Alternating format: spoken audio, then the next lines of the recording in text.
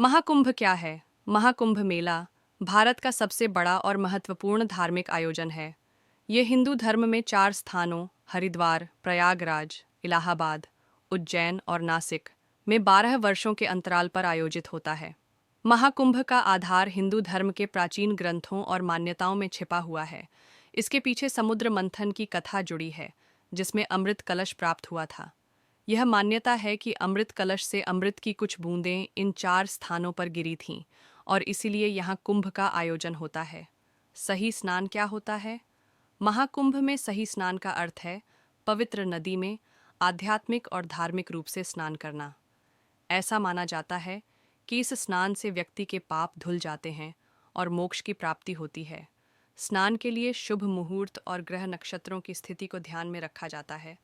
खास तौर पर मकर संक्रांति, मौनी अमावस्या, वसंत पंचमी और पूर्णिमा जैसे विशेष दिनों पर स्नान करना बेहद महत्वपूर्ण माना जाता है। महाकुंभ की कहानी। महाकुंभ मेला समुद्र मंथन की पौराणिक कथा से जुड़ा है। पौराणिक मान्यताओं के अनुसार देवताओं और असुरों ने मिलकर अमृत प्राप्ति के लिए समुद्र मंथन किया था। जब अमृत कलश प्राप्त हुआ तो उसे लेकर विवाद हो गया। तब अमृत की रक्षा के लिए देवताओं ने कलश को लेकर आकाश मार्ग से यात्रा की।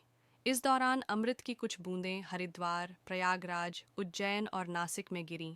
इसीलिए इन स्थानों को पवित्र माना गया और कुंभ का आयोजन इन्हीं जगहों पर होता है।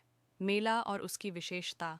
महाकुंभ मेला केवल धार्मिक अनुष्ठान ही नहीं है, बल्कि यहाँ संत, महात्मा, नागा साधु और श्रद्धालु एकत्र होते हैं।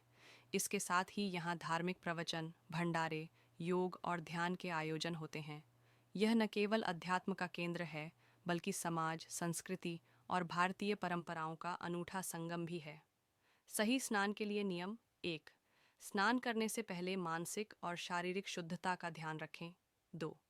मन में भगवान का नाम लेकर संकल्प करें। 3. पवित्र नदी में स्नान के बाद दान और पूजा अर्चना करना शुभ माना जाता है।